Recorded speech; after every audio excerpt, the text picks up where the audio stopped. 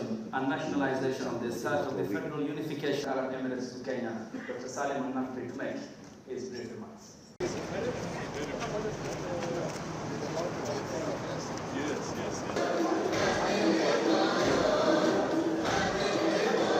Permission of the UAE Excellency to make some before.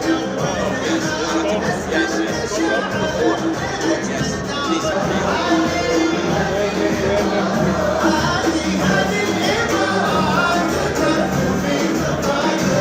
Thank you for the same visit. And also the same visit. Some coffee, please. No, that's the founding father.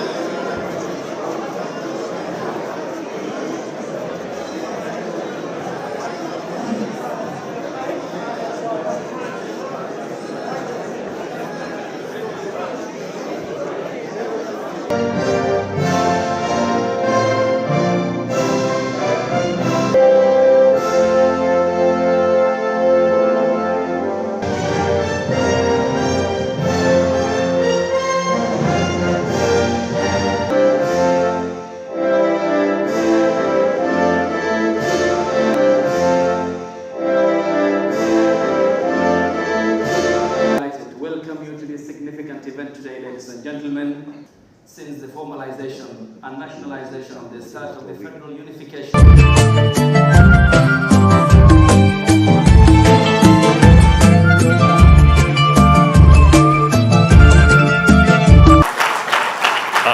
I thank you all. Shukran. Asante sana.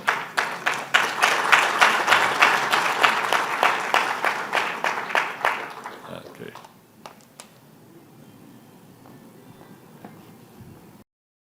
Conferences like this, especially if so many countries and people from countries are gathering. 35 states from Africa are represented here. 900 participants are here at this conference. We had to close the participant list yesterday because the interest was so overwhelming. This is a great success, I think, for the conference, for the idea behind the conference, but also for the ones who have organized everything, the flights, the hotels, the programs, the stage. So I'd like to give them a warm hand and a very big thank you for organizing this conference.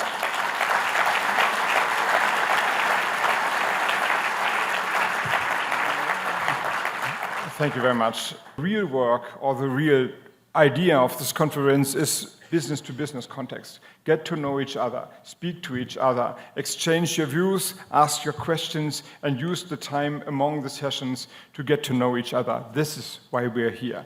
Ladies and gentlemen, I'd like to give you some figures. 9 of the 20 countries that have the fastest growing economies are coming from Africa. The German-Kenyan trade relation increased steadily over the last years. 930 German companies are in Africa and invested in Africa and employ over 230,000 people in Africa. These are good figures, but not so good that we could not do better. This investment, the German investment, is only 1% of German foreign investment, and the steady growth rate does not let us oversee that the potential for more is there.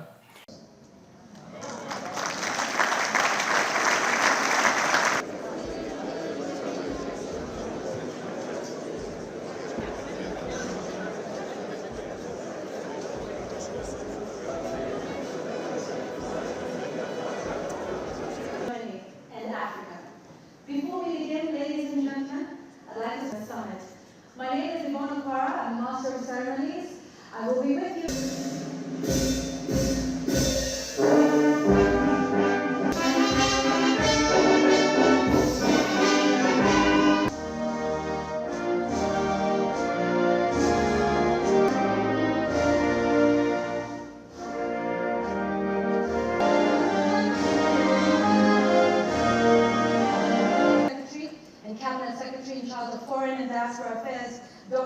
here the presence of the Ambassador of the Federal Republic of Germany to Kenya, the German Vice Chancellor, Federal Minister for Economic Affairs and Nairobi today to be hosting this 5th German-Africa Business Summit. Some great breakout sessions that will be happening.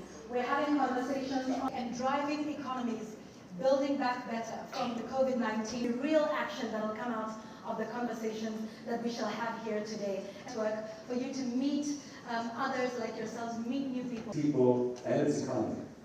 Everybody talks about this, but it's now driven by a remarkable entrepreneurial spirit. And it is the German-African partnership at this summit. On behalf of SAFRI, The African continent offers immense potential across key sectors such as agriculture, energy, infrastructure, technology, and manufacturing. But to harness this potential, we need the strong partnership that events like the German African Business Forum foster. The summit comes at a time when, as a country, we are celebrating 60 years of our diplomatic journey. At this period, we remember that Germany was the first country in the world to recognize Kenya as an independent country. The relationship between Germany and Kenya has grown significantly in recent years, with German companies actively investing in sectors such as renewable energy, automotive manufacturing, and infrastructure. We have seen firsthand the positive impact of such collaborations. This partnership has not only created jobs, but also contributed to the transfer of technology and knowledge, which are vital to Kenya's long-term economic development. Kenya is committed to its role as a gateway to East Africa and the broader African market. We are steadily advancing our Vision 2030, which seeks to transform Kenya into a newly industrializing middle-income economy.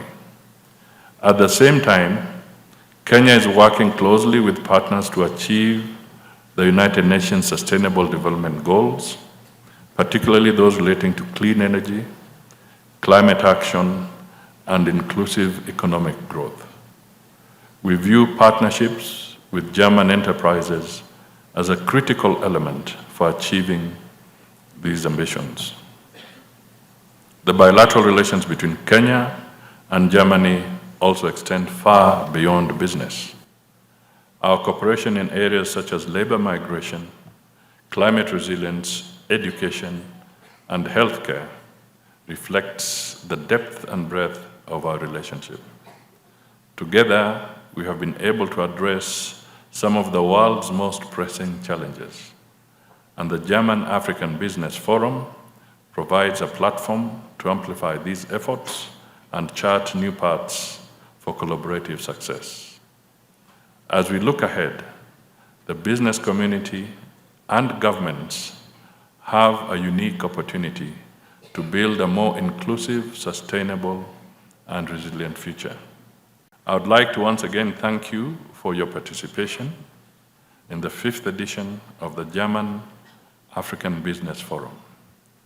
Your commitment to deepening the business relationships between Germany and Africa is truly commendable.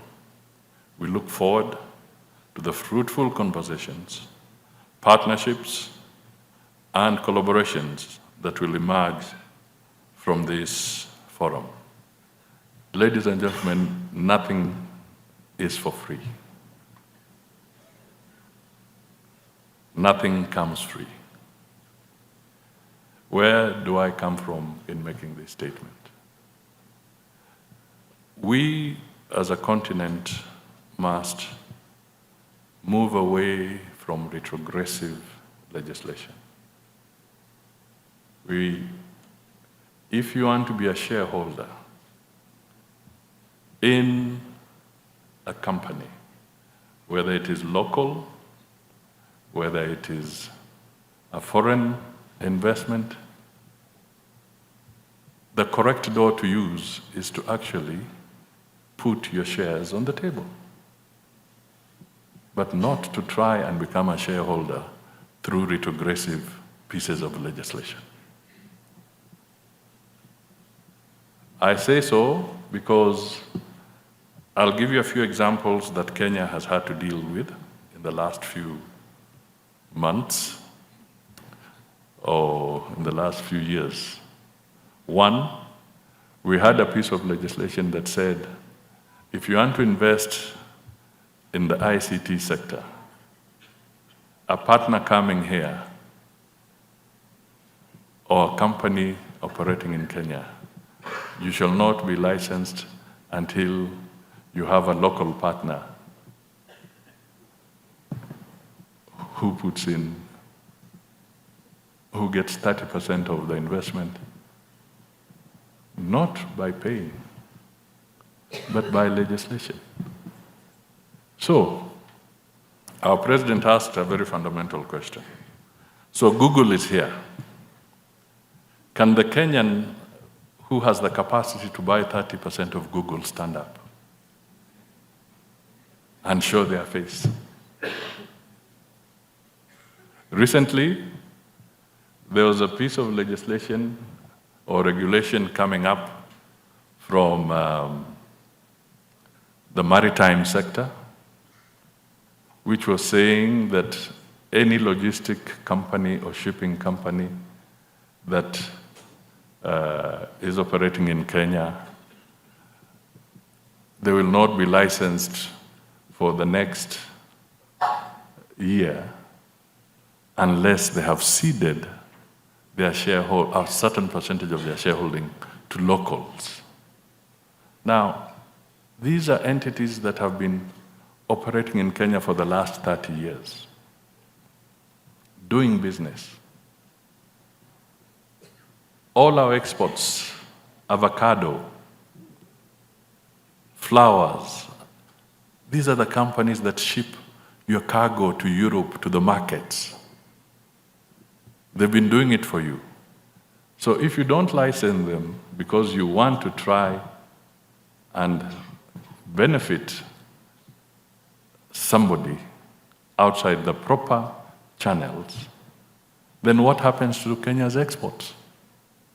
What about the raw materials we need for our industry? Who is going to bring them? The same goes for some of the engineering companies. In the energy sector, in the mining sector, we have to strike a proper balance between attracting capital and benefiting the Kenyans. We should not try, and I speak to Kenya as an example. I don't want to quote other countries, but I know their representatives are in this hall as African countries. Let us not have legislation that has become an obstacle to foreign direct investment in our countries. We need to partner in a more logical way and get investment.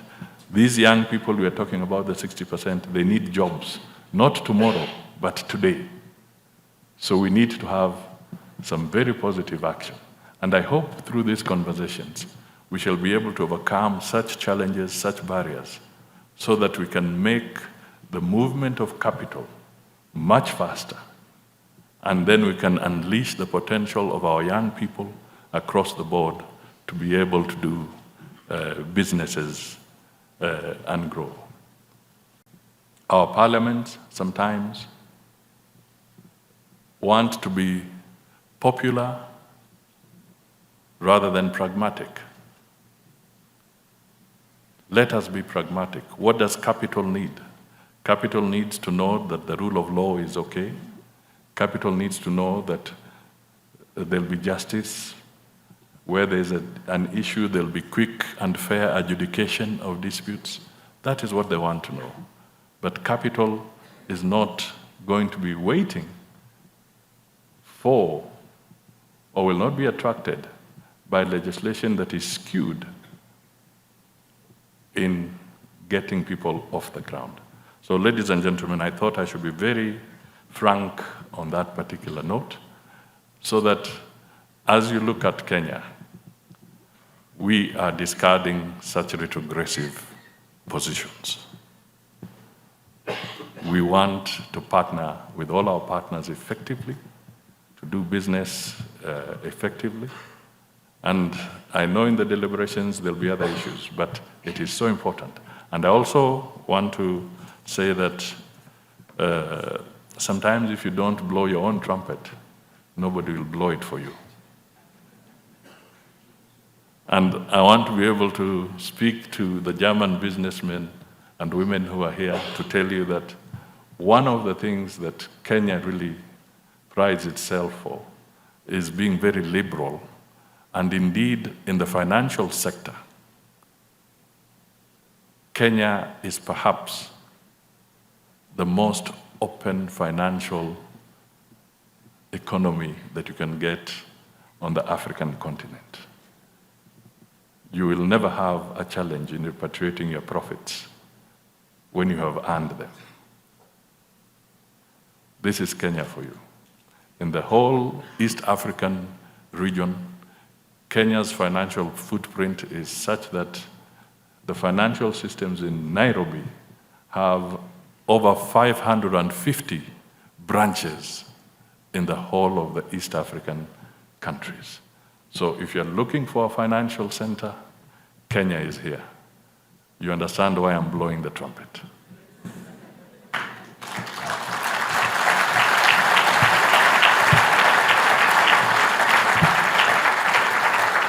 The youth of Africa, who represent over 60% of the continent's population, are eager to drive innovation, embrace new technologies, and shape a brighter future. The role of German businesses in supporting this transformation cannot be overstated.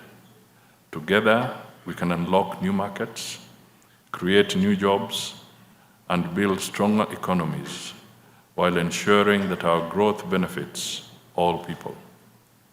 This forum represents more than just discussions. It is a call to action. It is a reminder that Africa's potential will not be realized in isolation, but through strengthened partnerships. I encourage you all to engage actively, share your expertise, and explore new avenues for collaboration. Let us continue to work together to create lasting economic growth and development, not just for Kenya, but for the entire African continent.